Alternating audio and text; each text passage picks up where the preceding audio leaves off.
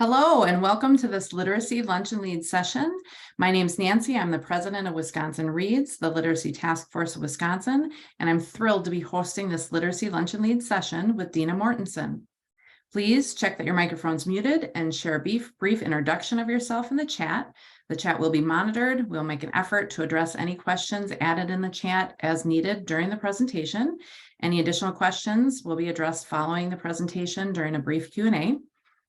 This Literacy Lunch and Lead series is designed to connect you with literacy leaders to support your continuous learning about implementation of evidence-based literacy practices, systems, and structures.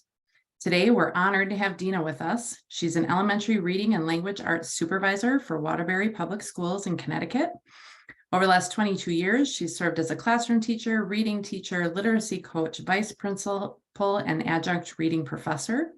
She's currently working towards her doctorate at Northeastern University and is researching ways to improve professional learning focused on early reading development for elementary teachers.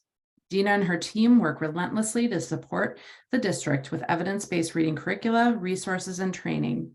Thank you for joining us, Dena. We're so excited to have you with us today. Well, thank you so much for that introduction, Nancy. It is so exciting to be here. Thank you all for having me.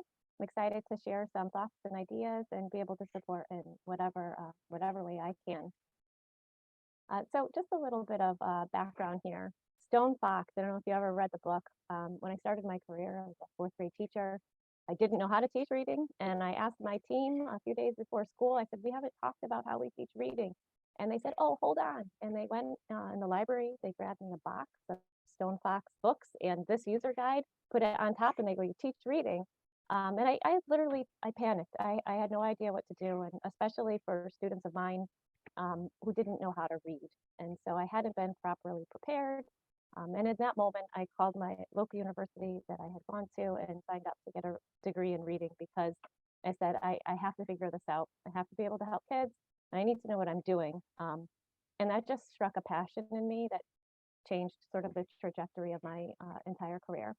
That was in my first district. 3 years later, I graduated with my master's in reading as a certified consultant, and I started working where I am now for Waterbury Public Schools. So this was over 20 years ago now. In Waterbury, I did a bunch of different reading positions here. I was a vice principal. I was teaching part-time as adjunct in the university where I got my reading degree. And I've been the reading supervisor here for elementary. This is my 10th year now in the position. So I try to do all I can to support everybody with some of the things that I just hadn't learned and wasn't prepared to teach. A little more personal, this is my family, my husband and my twins. They are 11 years old and our tiny little toy poodle Bella. And I'll say I'm also passionate because when my kids hit first grade, their school lacked a curriculum that was explicit and systematic, and my kids suffered. And they're kids who were born with a phonics poster in their kitchen. And we practice letters and sounds, as you can imagine, forever. And so the lack of instruction can impact anybody. And I lived it firsthand with my own kids. I am working on my dissertation right now. I'm almost complete with Northeastern, and it's all about professional development in the area of early reading and science of reading to support our teachers. So I'll be happy to report and share some of that data with you, maybe at another time. Fun fact, Harvey Hubble, a filmmaker, created a documentary called Hopeville, USA. It's all about the literacy crisis. And the exciting part was he spotlighted our schools in Waterbury and our systems and processes for what we do to support the science of reading and supporting developing readers. So that is supposed to be released this spring. So that will be up and coming. And the reason we're here today is I wrote an article on some steps for leaders in implementing the science of reading in the district or the school, and that was published in the Reading Journal. So I'm excited to share some of this today. So the very first thing coming into this position, even though I had the reading degree and I started to make it my life's mission, I had to school myself. And I think that's the first thing we have to do before you could take any real action is you need to find a mentor, you need to find an organization, and you really need to school yourself. And spoiler alert, it doesn't end. This here is Margie Gillis, Dr. Margie Gillis. She is the president of Literacy How. She's actively involved in the field. She's a national speaker, so hopefully you've had a chance to learn from Margie. She's amazing. She's local to Connecticut. So I got the position. I called Margie and I took a team of the reading teachers and some of the facilitators on my team, and off we went to school ourselves and to start to really build our understanding of science of reading before we could start to make some plans and some changes. I remain close with Margie to this day. In fact, she's in our district still doing PD this year. I'll talk about later. But those connections and having those mentors, having somebody to call is just, it's critical. It's a really important piece because you can't do it alone and the learning just never stops, right? Also, Twitter, Facebook, all of these things are so helpful. I wake up in the morning, I have coffee, and I open my Twitter. These are some of the people and organizations that I follow. I find them so helpful in learning. Before I even know about particular research, somebody's tweeting about it. And so it's a fantastic way to get information right away, and just a means of continuing to school yourself. One thing I learned is that you have to check your opinions at the door. This is a big warning, because even when I was taught, when I got my reading degree, it was still about finding a reading level for kids. It was about running records. It was about MSV analysis, and we've learned a lot of that, since those 20 years ago. But it was what I was used to, and it's what felt right. And I hear a lot about that now, particularly if you heard Emily Hanford's most recent podcast about how it feels good in the heart. And sometimes you just really have to check your opinion at the door. And I was asked actually on Wednesday at a staff meeting at one of the schools, a teacher said, I really like to still do MSB and reading level, and what do you think? And I explained to her some of the research. She said, so what are your thoughts on units of study and things like that? And I said, when we know better, we do better, right? That's what we should do. So I don't have a problem with what anybody thinks, feels, or whatnot, but just check your opinion and make sure it matches with the evidence.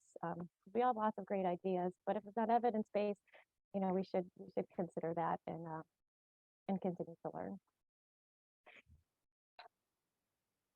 The second thing is to analyze and adjust your assessments. So as you're learning more, you really want to take a look at what's on the teacher's plate, right? What are they already doing, and what is it that they need to be doing, and is there a mismatch there?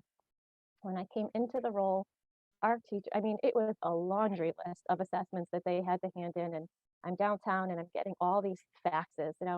Keep in mind, in my district, we have 22 elementary schools. We have about 9,000 elementary children, about 18,000 K-12. I have over 406 classroom teachers. And in just my department of reading staff alone, I have 55 people.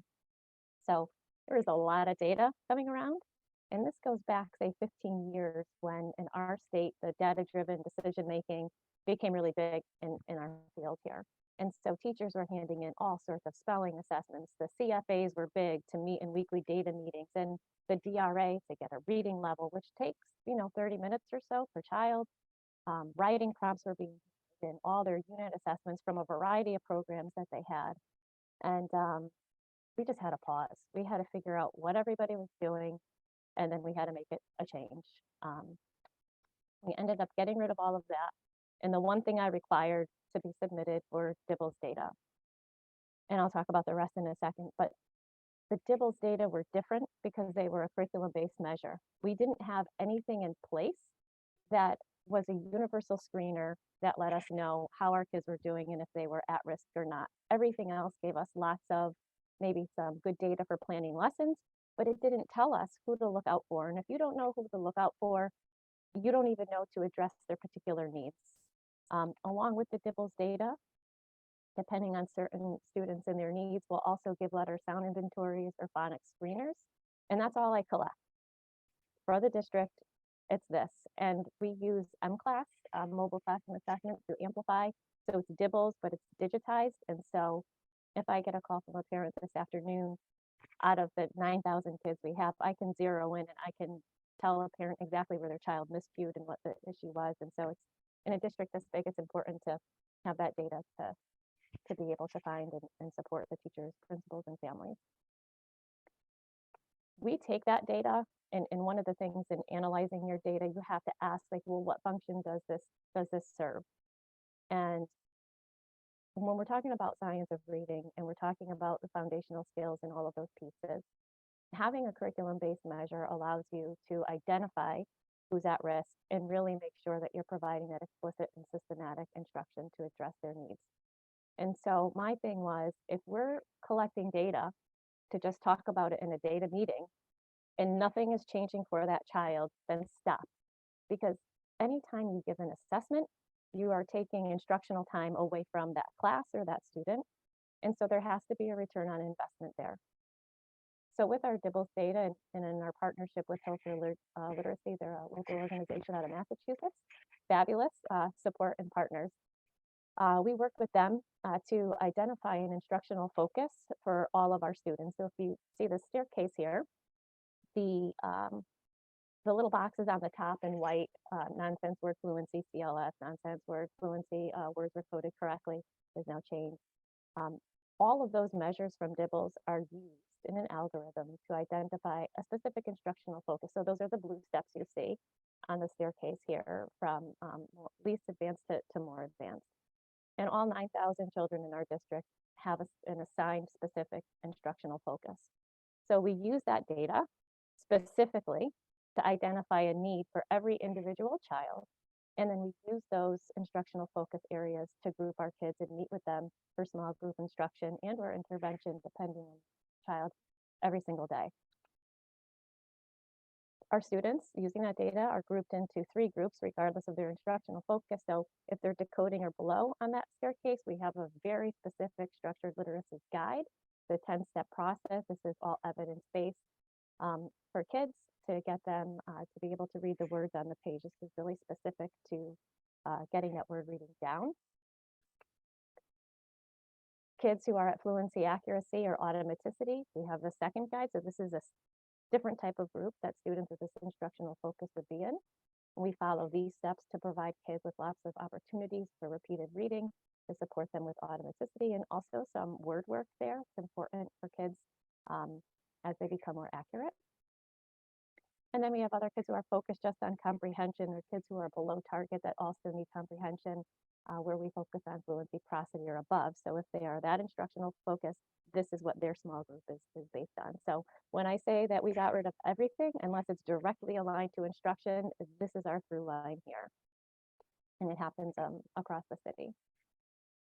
While we got rid of all of those assessments, as far as getting rid of them, meaning ones that we're collecting from a central point, teachers should still assess students as appropriate. So if they need to check their spelling, if they need to, we don't really do anything with reading level based on recent research anymore.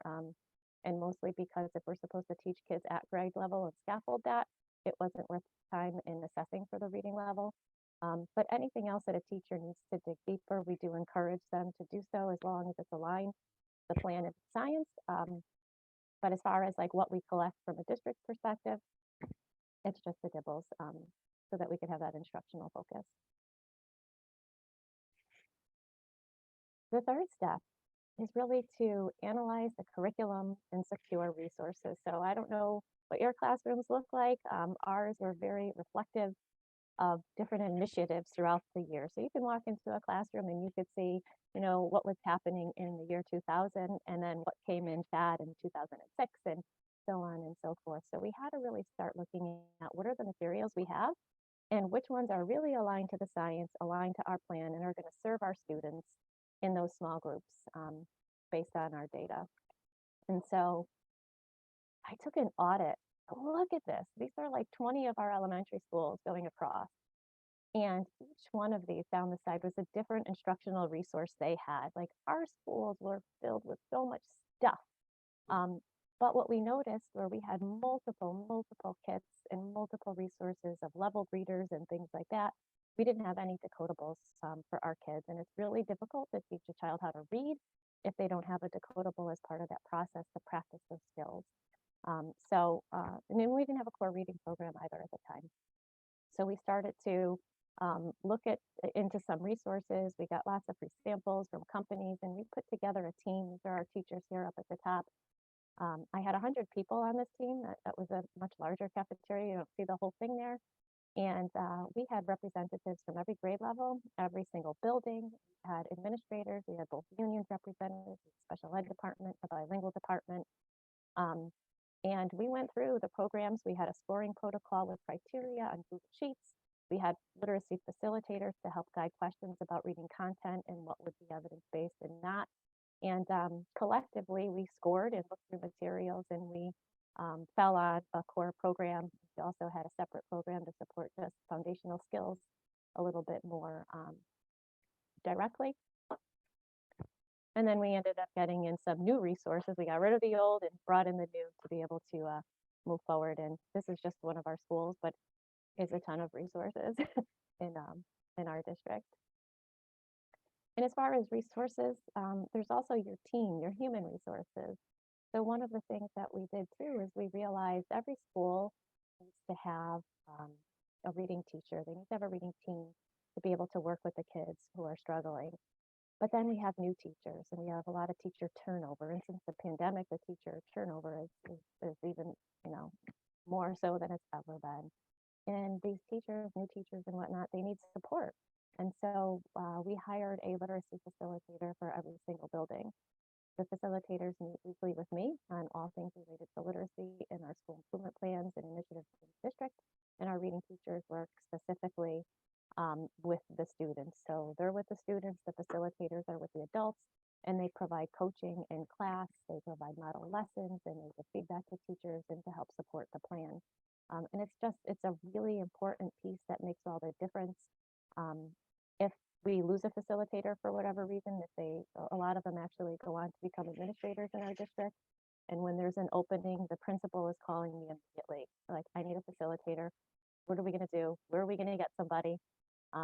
And so it's a key position in the schools, really supportive to everything you're doing. And so I always encourage, when you're looking at resources, don't forget the human resource side to support the implementation of the science of reading on a more ongoing and embedded basis there. Warning, people get so comfortable and they get used to the materials they're using, they get used to the way of doing things, and they really don't like to change. And so I always say, just support change with evidence. So when I have pushback and some of the teachers didn't want to change and they're telling me about their students struggling or the problems they're having, and you look at a teacher who did implement some of the practices and resources that we were supporting in the district, and we compare the data, it starts to become a no-brainer, and slowly and surely people will change. Of course, it's always hard to have 100%, but you want to have the bulk of the educators on the same page. And I always find that using data, particularly student data, when teachers see their students increase, it's a game changer, and you'll start to see that shift. The fourth thing that we did here is to redesign schedules. And so every school had their own schedule, they still do, but there were some non-negotiables that we put into place that really help support literacy and the whole big picture. And so every single school has 45 minutes solid together for their language arts and their comprehension. This is whole group, it's everybody all together. They have 45 minutes for small group. They have another 45 minutes for intervention, prevention, and enrichment. And then they have 30 to 45 minutes for word recognition. So if we're looking at the simple view of reading, and that's the equation I have at the bottom, where you have word recognition, which is your ability to decode and to read the words on the page. And you multiply that by language comprehension. So this is vocabulary, background knowledge, oral language development, all of those other pieces of the pie. You need to have both for reading comprehension. It's just a non-negotiable, and that's why it's multiplication, right? If you don't have the ability to read the words, you could have all the language comprehension in the world, you're not going to be able to read. You could be able to read any word on the page, but if you have no knowledge of the language and the vocab or background, you're not going to be able to comprehend the passage. So both are equally important, and it's really effective when you identify those blocks in your schedule and you make that protected time and you name that time what it's meant to be for. And so our word recognition has a specific word recognition block. We use a program primarily to drive that. And so it's 30 to 45 minutes depending on the grade, and that's in every grade K through 3. And then our 45-minute language arts comprehension and reading comp or language comp block is very specific. We also have a core program to support that. Most of that work, I should say, at least, and that's a separate 45 minutes. It is called out specifically in every school schedule. And then these other 2 blocks of 90 minutes combined are small groups. So the small group instruction is still part of our tier 1 instruction that everybody gets. So all children have that instructional focus. They all get to see in small group at least once a week. The kids who need a little more support will get seen at least twice a week. And then we have a second 45-minute intervention, prevention, and enrichment block. And this was a game changer because in every building, we had to stagger the schedule, and I'll talk about that in a minute, but we needed to make sure that if there was a reading teacher, there was a block that they can pull tier 3 kids so that they weren't missing that tier 1 instruction, right? Because this is supposed to be in addition to, not in place of. So we had to create in all of our schools a block that was non-overlapping throughout the day so that reading teachers can pull students and service them, and they wouldn't lose out on anything else. So that ends up coming to like a whopping 3 hours a day. And by the time you factor in the students' lunch and their recess and whatever else you have going on in your buildings, it is a lot of time. And so you have to build it in. It's definitely worthwhile, and you will get some pushback, but I'll talk about that in just a second. This is an example of like one of our schools with that non-overlapping block. We might have kindergarten at 9 a.m., second grade at 9:45, and so on and so forth. So if you have a reading teacher, reading support, they would be pulling these grade levels throughout the day. And because it's during this time, these children aren't missing any other critical pieces of instruction, that initial instruction. We also use this block sometimes for ESL and special ed pullout services. Otherwise, they're pushing into those tier 1 classes, because what happens is kids get pulled during random times, and then there ends up being gaps in their learning. So this block helped to mitigate some of those challenges we were having. We also use this time for prevention. So a lot of times kids don't require intervention, but they're falling behind. So we have groups of teachers pull those kids to prevent any future reading difficulties. And then you have kids who are really exceeding everything. We work with our specialists, our UA teachers in the schools, and kids during this time will get pulled for extra PE, extra music, extra art, and that really depends on those positions and how much time they have in each of the schools, but they get to do some of those extra blocks during this time. The pushback is, 3 hours, and during lots of central office meetings, people will say, well, we need more time for this, or we need more time for this, and they're like, you have 3 hours for reading, and my argument is always, but reading is much more than just reading. You have all these different pieces that go into that reading block, and they all need time. So it's not just reading, it's like 11 different subjects that you're building into one. And so it takes a good part of the day, but you have to make the time for it, because without it, every other subject is impacted, particularly at the younger grades. And the last thing was to provide that ongoing professional learning. So we had said earlier that the learning, it just never ends, right? And so this year was at the beginning of the year, you can see Margie, she's working with our team, training them on a new assessment we're using, actually the CTOP 2, helps identify in part students who might be at risk for dyslexia. And this is our whole reading team learning it to give it in tier 3 before kids even go to SPED, so that we could be smarter about our tier 3 instruction and providing better instruction to kids, and trying to weed out who needs services and who might not. Down below our classroom teachers getting trained in science of reading. This was some support we had from UConn also this year. Up top, you see our administrators getting training. We talked with Nancy earlier. We had principal training earlier today on that 10-step decoding guide, and we got to do some learning walks, and the same thing was happening here. We're going over a foundational skills program. We're learning together as administrators and doing walkthroughs together. The professional learning, right? It's always for the teachers, it's for your reading staff, and it's for your colleagues, your principals running the building. And then down below, we had some additional training when we brought in dibbles, right? So we needed to learn that. So any change you make, whether it's assessment or curriculum, you need to have that professional learning that goes with that. Then that goes for teachers and administrators alike, and to a degree, parents, and what you do for families through your parent nights as well.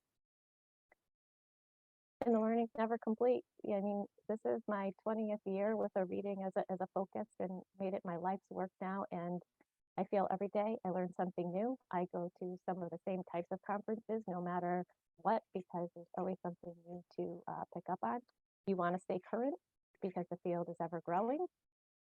Just this year, we're involved. This is our CAPS is our superintendent group here in Connecticut, and they've partnered with the state of Connecticut, and they're presenting Masterclass, which is a Science of Literacy initiative for superintendents and leaders.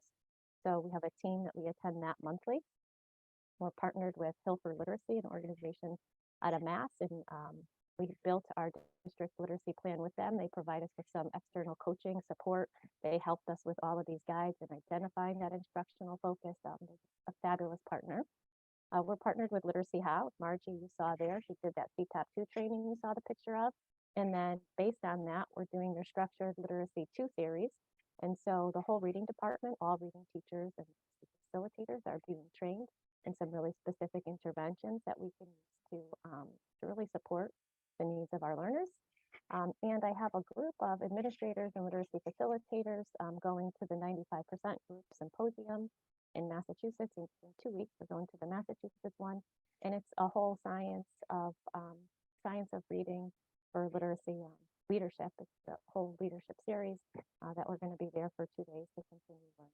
So doing our best to stay current and learn new pieces as they come out and make changes to our system. That's it. Those are the 5 steps. I thank you for joining today, and I'd like to open it up for any questions or specifics that I can get into, or resources you might want to look at, or anything else I can share. Thank you so much, Dena.